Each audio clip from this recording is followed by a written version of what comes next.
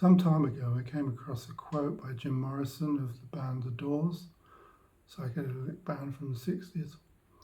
Jim was quoted as saying, "No one gets out alive," in relation to death. I'm not sure if Jim wrote this or intuited this saying, but it spoke to me. I found it reassuring in normalizing what is the most potentially, we might say, fearful notion to discuss. That we all become uncomfortable when people want to talk about death and they go, "Oh, it's so morbid." Well, it's such a morbid conversation. But is it? Have we made it morbid? We know that in Western civilizations we often wear black clothes. There's a tradition of wearing dark clothing and attending somber occasions, and then there are other occasions where we celebrate the life of the deceased personality, body that we loved so much, though the love for them continues, doesn't it? It stays with us. They stay with us. They are with us in our consciousness, just where they were when they were consciously with us. I've had I don't think it's an all too unique relationship with ideas about death, but have had reason to consider the nature of it since I was 11 and my mother died. So I went through an all too age inappropriate experience. We all hope that our children won't have to go through trauma. Yet, realistically, the reality is that many children do go through trauma. The trauma I went through was the loss of a parent. We weren't aware that she was ill, my sister and I, though my mother and father and their adult friends were aware. It's just the period in history, and there's no malice that we weren't informed and navigated through the pending death of a parent. These may or may not be more modern idioms for people to consider when confronted with their own mortality and they have young children or even adult children that are bound to struggle with it.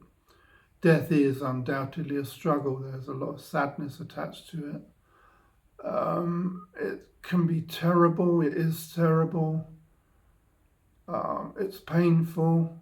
I can't say of all the encounters I've had with not just deaths of people, but the ending of relationships, the ending of periods of my life, the ending of my history, the ending of the first half of life, when one moved from first half of life concerns born out of initial conditioning and socialization in the home, from my parents, from schooling, from the absence of spiritual training or the presence to religious training, neither of which there was.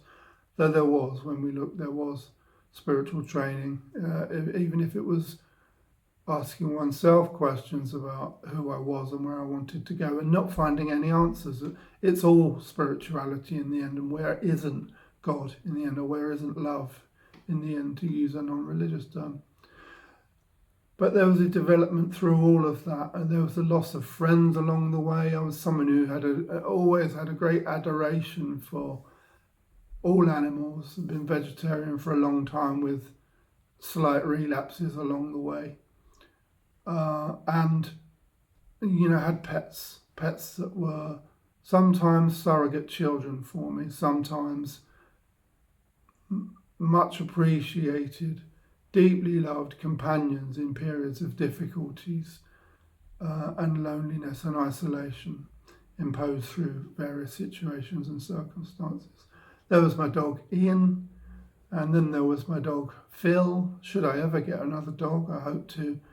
I think I might call it Stuart or Martin. I like to give dogs names that resonate with periods of upbringing where these were common names, very basic British names. Anyway, I've gone off on a dog tangent. I do love dogs.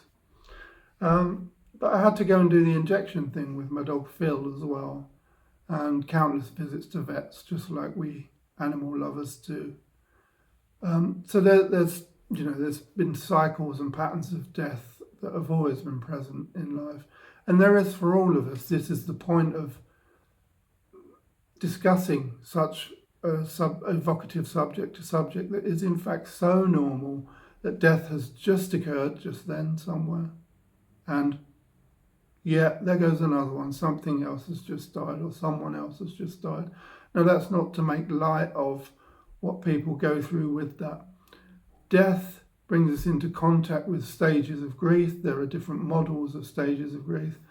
Well, certainly when we hear that someone has died, someone we knew died, someone we even remotely died, someone we care passionately about, or that our own mortality is under threat. In fact, any experience with death will bring us into contact in the present moment with endings, or with the nature of deaths, and with our own ending at some point. It is in that way very, very normal in its peculiar abstractedness. We are forced into an experience of the emotion of shock. Don't we empty out? Don't we become very present when we find out someone's dead or dying? Don't we are brought right here, right now, like, oh, and thereafter, and what happens then, and then the process that we go through. Now, such endings, such deaths, or la petite mort, the small deaths of the everyday, the missed expectation, the bus that doesn't turn up. These are my common experiences. The relationship that didn't come to pass, the interview for the job that I didn't get, the money not being in the bank, or even more money being in the bank, though that's a birth, not a death, of course, now I realise.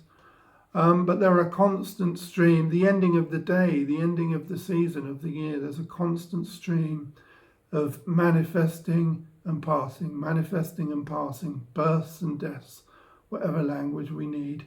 It is this word death here we're exploring because it's such an evocative term.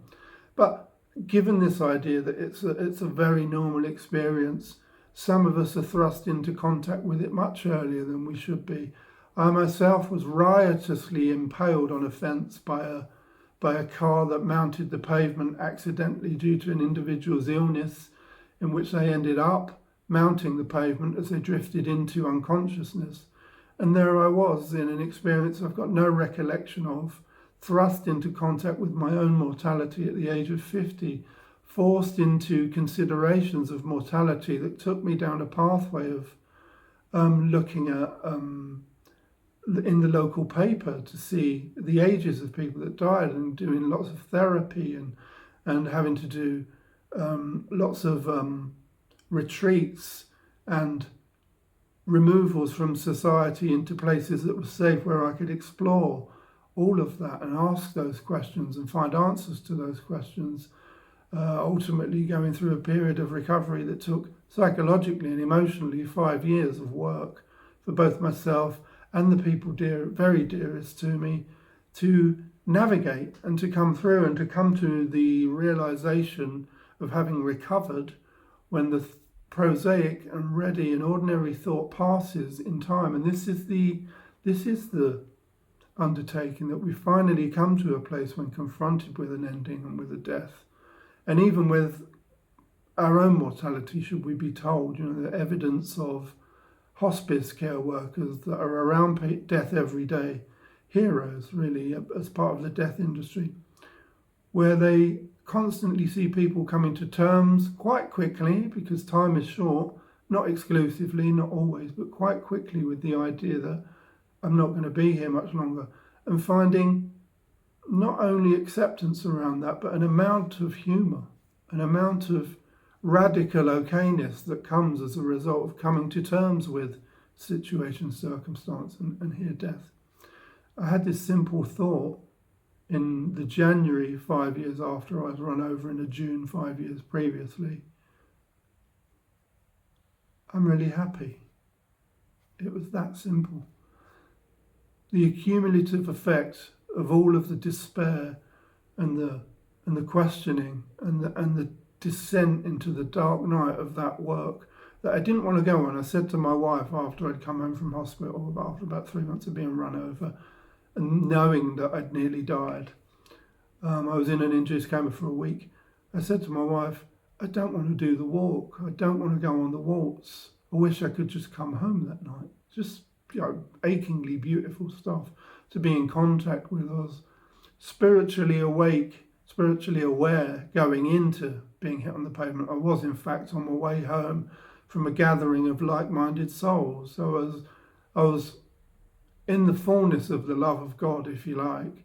Yet there was another experience of being thrust into an undertaking related to the ending of my own life, or the limits of the human experience in the end.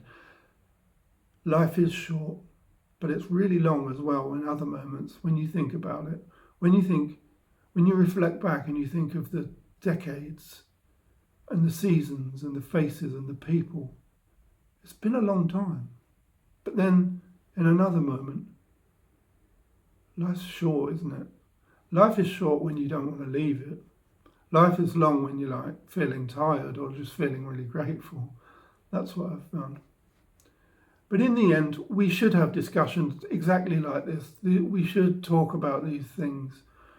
We should become comfortable with our own endings. I've had the privilege of knowing death from a very early age. So I've now had, I was 11 when my mother passed, or left the body, or completed her plans to go back home, or when my mother transcended the body-mind because her work in this dimension was done. Who's to say, who's to know? We don't really know, but we like to speculate on what's next. So I've had the privilege of having been around this my whole life and come to this place of understanding and conceiving of la petite mort, the small deaths, and the big deaths, as friends who didn't make the race along the way took their own lives. My male friends, males we know are the largest statistic for suicides. I'm just feeling my brothers that didn't make it. Yeah. And in feeling them, here they are. They've not gone anywhere. We don't go to a geographical location somewhere. When we leave the body, we become everywhere. Imagine that. Think about that. Consider that. Explore that. The idea that, in fact, we are to become everywhere. Wherever anyone is able to, what they think is a memory, recall me, there I am, where I always was, conscious in consciousness.